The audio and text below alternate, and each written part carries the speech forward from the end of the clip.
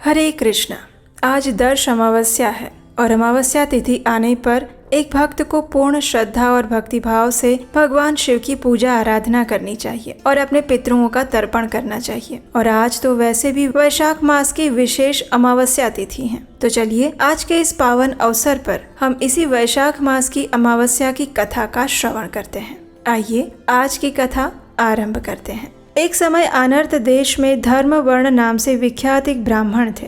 उन्होंने एक समय महात्मा मुनियों के सत्रयाग में सम्मिलित होने के लिए पुष्कर क्षेत्र की यात्रा की थी। उस समय व्रतधारी महर्षियों ने कलयुग की प्रशंसा करते हुए कहा, हे ऋषिगण, सतयुग में भगवान विष्णु को संतुष्ट करने वाला जो पुण्य 1 वर्ष में साध्य है, वो त्रेता में 1 मास में और द्वापर में 15 दिनों में साध्य होता है। लेकिन कलयुग में भगवान विष्णु का स्मरण कर लेने से ही उससे 10 गुना अधिक पुण्य प्राप्त होता है। कली में बहुत थोड़ा पुण्य भी कोटि गुना हो जाता है। जो एक बार भी भगवान का नाम लेकर दया का दान करता है, दुर्भिक्ष में अन्न देता है, वो निश्चय ही ऊर्ध्व लोक में गमन कर जाता है। ये सुनकर देवर्षि नारद हंसते हुए उन्मत्त होकर नृत्य करने लगे। तब सभी सभासदों ने पूछा, हे नारद मुनि, क्या बात है? तब नारद मुनि ने हंसते हुए सभी से कहा, आप लोगों का कथन सत्य है, इसमें कोई संदेह नहीं है। फिर भी मैं आप लोगों से ये कहता हूँ कि कलयुग में ये 2 बातें अत्यंत मुश्किल है, दुर्घट है।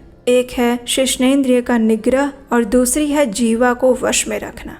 ये दोनों कार्य जो भी व्यक्ति सिद्ध कर लेता है वो नारायण स्वरूप बन जाता है। इसलिए कलयुग में आपको यहाँ पर नहीं ठहरना चाहिए। नारद मुनि की ये बात सुनकर उत्तम यज्ञ का पालन करने वाले वे सभी महर्षि अचानक ही यज्ञ को समाप्त करके सुखपूर्वक चले गए। धर्मवर्ण ब्राह्मण ने भी उनकी बात सुनकर पृथ्वी लोक को त्याग देने का विचार किया। उन्होंने ब्रह्मचर्य व्रत धारण किया, दंड और कमंडलू हाथ में लिया और जटा तथा वल्कलधारी बनकर वे कलयुग के अनाचारी पुरुषों को देखने के लिए घर छोड़कर चले गए। उनके मन में बड़ा विस्मय हो रहा था। उन्होंने देखा प्रायः मनुष्य पाप वृत्ति में लिप्त हो रहा है, दुष्ट बन रहा है, ब्राह्मण पाखंडी हो जा रहे हैं और शूद्र संन्यास धारण कर रहे हैं। पत्नी अपने पति से द्वेष रखती है, शिष्य अपने गुरु से वैर करता है, सेवक स्वामी के और पुत्र पिता के घात में लगे हुए हैं। कलयुग में वेदों के विद्वान ब्राह्मण दरिद्र होते हैं। लोगों में प्रायः भगवान की भक्ति नहीं दिखाई देती और पुण्य क्षेत्र यानी धार्मिक स्थानों पर भी पाखंड बढ़ने लगता है। शूद्र लोग जटाधारी तपस्वी बनकर धर्म की व्याख्या करते हैं। कली में गुणहीन मनुष्य दूसरों के गुण ना देखकर उनके दोष ही ग्रहण करते हैं और उसी की चर्चा भी करते रहते हैं। ऋतुओं में उलटफेर हो जाता है, सब राष्ट्रों में अकाल पड़ता है, कन्या योग्य समय में संतान उत्पत्ति नहीं कर पाती। कली में प्रायः लोग श्राद्ध कर्म का त्याग कर देते हैं, वैदिक कर्मों को छोड़ देते हैं। इन सब को देखकर धर्म वर्ण को अत्यंत आश्चर्य हुआ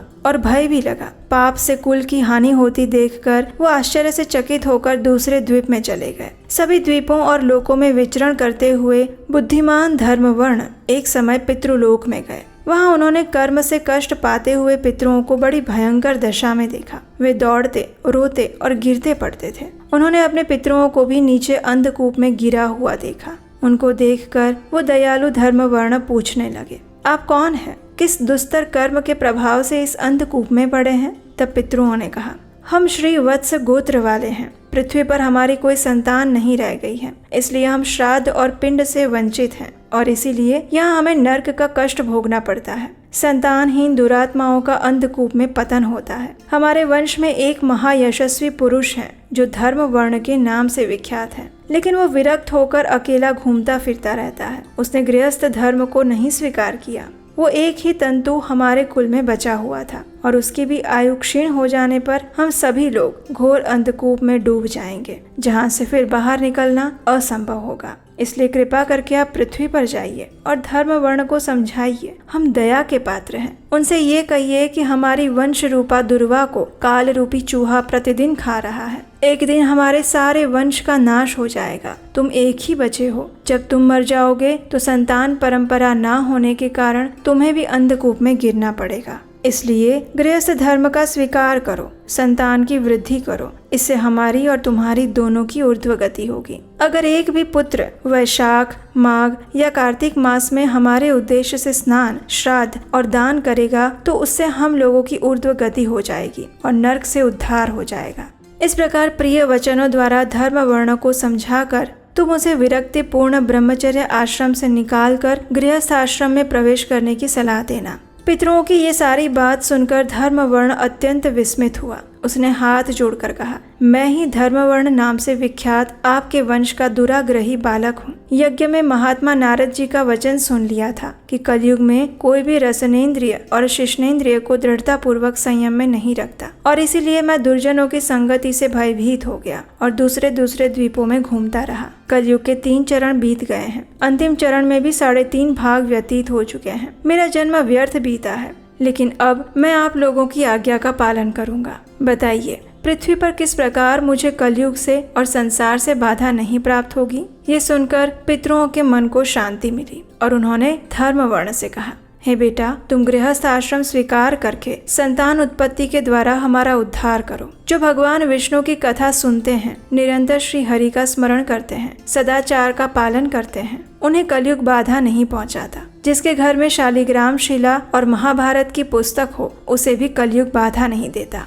जो वैशाख मास के धर्मों का पालन करता है, माघ मास में स्नान में तत्पर रहता है और कार्तिक में दीपदान देता है, उसे भी कलयुग की बाधा नहीं प्राप्त होती। जिसके घर में बलिवैश्वदेव होता है, शुभकारिणी तुलसी स्थित होती है, जिसके आंगन में उत्तम गायें रहती हैं, उसे भी कलयुग बाधा नहीं पहुंचाता। इसलिए तुम शीघ्र पृथ्वी पर जाओ और हम सबका उपकार करो। सूर्य के मेष राशि में स्थित होने पर 30 तिथियां पुण्यदायिनी बताई गई है। एक एक तिथि में किया गया पुण्य कोटि गुना अधिक होता है, और उसमें भी जो वैशाख मास की अमावस्या तिथि है, वो मनुष्यों को मोक्ष देने वाली है, देवताओं और पितरों को प्रिय है। जो उस दिन पितरों के उद्देश्य से श्राद्ध करते हैं, जल से भरा घड़ा दान देते हैं, पिंडदान करते हैं, उन्हें अक्षय फल की प्राप्ति होती है। इसलिए हे महामते, तुम शीघ्र जाओ और जब अमावस्या हो तब कुंभ सहित श्राद्ध और पिंडदान करो। सबका उपकार करने के लिए गृहस्थ धर्म का आश्रय लो। काम से संतुष्ट हो, उत्तम संतान पाकर मुनि वृत्ति से रहते हुए सुख पूर्वक द्वीपांतरों में विचरण करो।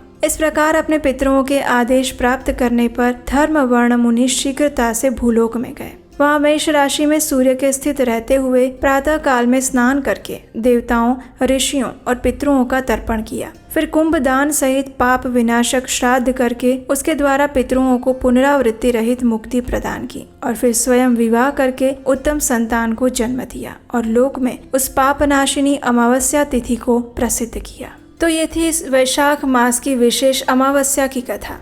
अगर आपको आज की ये कथा अच्छी लगी है तो इसे लाइक कीजिए, शेयर कीजिए और आपके अपने चैनल को सब्सक्राइब कीजिए। हमारे चैनल पर हम ऐसे ही प्रमाणभूत ग्रंथों से ली हुई हमारे विभिन्न पर्वों, व्रतों और त्योहारों की कथाएं और उसकी जानकारी लेकर आते हैं। इसे सदैव प्राप्त करते रहने हेतु आप हमारे व्हाट्सएप कम्युनिटी ग्रुप के साथ भी जुड़ सकते हैं। उसका लिंक नीचे डिस्क्रिप्शन बॉक्स में दिया गया है। हरे कृष्णा।